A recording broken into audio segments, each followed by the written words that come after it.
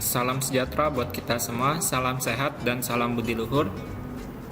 Baiklah, pada video pembelajaran kali ini saya akan membahas public speaking ya pada mata kuliah interpersonal skill. Jadi, apa itu public speaking? Pengertian public speaking adalah suatu bentuk komunikasi kepada sekelompok orang di depan umum yang bertujuan untuk memberikan informasi, mempengaruhi atau menghibur. Jadi adanya komunikasi ya dengan banyak orang di depan umum. Nah, nanti akan memberikan informasi ya, bisa itu untuk menghibur juga seperti itu. Selanjutnya, sejarah public speaking. Jadi public speaking ini telah ada sejak zaman peradaban Yunani kuno, yaitu pada tradisi politiknya. Seni berbicara di depan publik ini biasanya disebut dengan nama retorika, dari bahasa Yunani yaitu retorikos yang berarti pidato, atau dari kata retor yang berarti pembicara publik, yang telah dipelajari bahkan sejak dalam ilmu pengantar, ilmu komunikasi. Secara singkat, retorika berarti pembicaraan publik atau pidato. Jadi bisa dikatakan public speaking ini juga pembicaraan publik atau pidato. Jadi berpidato itu sudah public speaking, seperti itu ya. Selanjutnya, tujuan dari public speaking ada 3. Yang pertama, persuade ya, membujuk, meyakinkan, mengajak, mempengaruhi ya. Kemudian yang kedua, to entertain, memberikan hiburan ya. Ketiga, inform atau memberitahu informasi. Selanjutnya, contoh public speaking. Pertama, ada MC. Nah, MC ini master of ceremony ya, atau pembawa acara. Nah, seperti itu, atau moderator juga bisa ya. Di zaman webinar disebut biasanya moderator. Nah, ini biasanya MC ini yang mengatur jalannya acara ya. Nah, biasanya bisa acaranya formal, semi formal atau non formal ya, tergantung kegiatannya. Nah, MC ini harus memiliki public speaking yang baik ya, baru bisa menjadi MC. Nah, kemudian dia juga harus memiliki jam terbang ya, pengalaman yang banyak. Kemudian pidato. Nah, kalau kita berpidato di depannya, seperti misalnya Bapak Presiden kita sedang pidato. Nah, itu adalah contoh public speaking ya. Kemudian ceramah. Nah, misalnya para pemuka atau tokoh agama sedang ceramah. Itu adalah salah satu contoh public speaking juga. Kemudian berdebat. Nah, jika kita berdebat sama teman kita ya, itu juga public speaking. Kemudian mengajar. Nah, dosen mengajar mahasiswa atau guru mengajar siswa-siswinya. Itu merupakan public speaking juga. Kemudian presentasi. Nah, misalnya mahasiswa diberikan tugas kelompok ya atau individu untuk melakukan presentasi. Nah, selanjutnya stand up comedy. Stand up comedy ini untuk memberikan hiburan ya. Jadi melakukan komedi ya. Jadi yang sifatnya menghibur. Kemudian memandu sesi doa ya. Seperti pemimpin dalam keagamaan ya, misalnya ya. Setiap agama kan pasti punya pemandu ya untuk setiap waktu berdoanya. Nah, tergantung agamanya masing-masing untuk cara berdoanya. Kemudian memimpin diskusi. Jadi misalnya kita kumpul ya, ada beberapa teman kita kumpul, kita diskusi. Nah, untuk kita orang yang memimpin diskusi itu sudah merupakan contoh public speaking. Kemudian memimpin briefing atau rapat. Nah, ini juga public speaking ya. Jadi ada yang memimpin rapat ya. Rapat atau briefingnya dihadiri oleh banyak peserta seperti itu. Kemudian memoderatori atau mandu sebuah acara. Nah, ini yang tadi saya jelaskan waktu di MC ya.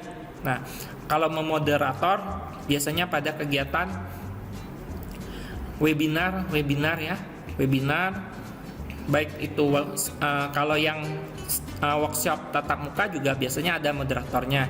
Kalau yang secara online seperti webinar itu menggunakan moderator juga.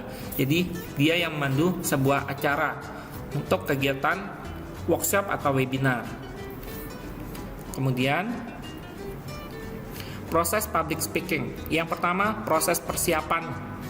Persiapan public speaking meliputi persiapan mental, fisik, dan materi. Jadi 3 ini yang harus kita siapkan. Kalau persiapan mental, ya kita harus relax, kenali ruangan, kenali audiens, dan kuasai materi. Nah, seperti saya ini sedang menjelaskan materi. Ini adalah salah satu contoh public speaking juga yang saya lakukan pada saat ini. Kemudian persiapan fisik. Nah, memastikan kondisi badan dan suara fit, ya, wardrobe, tidak memakan keju, mentega atau minum susu, soda, teh, kopi sekurang-kurangnya 1 jam ya sebelum tampil. Nah, lancarkan aliran darah misal dengan menjabat tangan sendiri serta menjaga agar mulut dan tenggorokan tetap basah. Nah, jangan sampai ya nanti terasa mulut dan tenggorokan kita kering ya. Kalau kita terasa kering, maka tidak enak kita berbicaranya ya, berbicara atau menyampaikan suatu materi atau pemaparan materi itu tidak enak ya. Kemudian persiapan materi membaca persiapan materi membaca literatur dan menyusun pointer atau outline. Jadi ya, teknik penyampaian materi ada 4 pilihan. Pertama, membaca naskah atau reading for complete text. 2, menggunakan catatan atau using notes. Ketiga, hafalan atau memori. Keempat, menggunakan alat bantu visual sebagai catatan atau using visual aids as note. Ya, jadi ini tergantung. Kalau teknis penyampaian materinya, kalau sudah terbiasa membaca naskah, dibawa naskahnya. Kalau mau hanya cukup catatan, ya silakan catatan singkat. Atau kalau memang orangnya ya kita bisa kuat ingatannya ya, memorinya, nah boleh dihafalkan ya, tapi tidak diwajibkan ya. Nah, untuk menghafal, karena public speaking ini bukan kita diminta untuk menghafal ya. Nah, tapi kita menguasai materi yang kita berikan seperti itu. Kemudian boleh juga kita menggunakan alat bantu visual ya sebagai catatan. Nah, misalnya menggunakan laptop ya seperti itu, atau mobile atau handphone ya seperti itu. Selanjutnya yang kedua itu adalah proses penyampaian. Jadi penyampaian pada public speaking meliputi pembukaan, pembahasan, dan penutup. Pertama, untuk pembukaan. Jadi awali pembicaraan dengan nada rendah dan lambat atau start low and slow ya. Kemudian jangan mengakui ketidaksiapan atau keterpaksaan dengan meminta maaf atau don't apologize ya. Jadi kalau kita sudah menyampaikan apapun ya, kita harus siap dan tidak boleh terpaksa, dan jangan mengakuinya ya, mengakui ketidaksiapan atau keterpaksaan kita. Apalagi kita meminta maaf, tidak boleh ya. Maka kalau kita melakukan itu sudah dianggap kita itu tidak profesional ya, kita tidak memiliki kemampuan public speaking yang baik. Nah, jadi ya kita harus tutupi ya, kita tutupi, jangan sampai kelihatan bahwa kita tidak siap. Kalau memang kita tidak siap, harus siap ya. Jadi mau tidak mau, karena itu sudah dijadwalkan untuk kita untuk menyampaikan seperti itu. Memang kita yang harus menyampaikan. Jadi memang harus siap. Makanya sebelum hari kita mau menyampaikan public speaking ya, kita harus melakukan berbagai kesiapan. Nah, jangan sampai tidak ada kesiapan dari kita. Kemudian teknik membuka public speaking langsung menyebut pokok persoalan yang akan dibicarakan dengan mengajukan pertanyaan provokatif, menyatakan kutipan, teori, ungkapan, peristiwa, atau pepatah. Nah, banyak pokok persoalan yang bisa dibicarakan. Nah, tergantung nanti apa ya untuk mengajukan pertanyaannya. Selanjutnya, setelah pembukaan ada pembahasan. Jadi pada proses pembahasan ya, teknik pembahasan materi secara deduktif, induktif, dan kronologis. Selama pembicaraan, perhatikan suara agar tetap audible, jelas, dinamis, dan sebaiknya gunakan action and colorful words ya. Jadi kita harus menggunakan kata-kata action ya, dan kata-kata yang menarik ya, colorful ini ya. Kemudian pada saat proses penutupan, jika materi pembicaraan sudah disampaikan atau waktu sudah habis, langsung ditutup lalu ucapkan salam. Jadi kalau sudah waktunya habis, jangan ya kita memperpanjang atau menambah waktu lagi. Jadi ya udah kita tutup ya, lalu ucapkan salam. Seperti itu.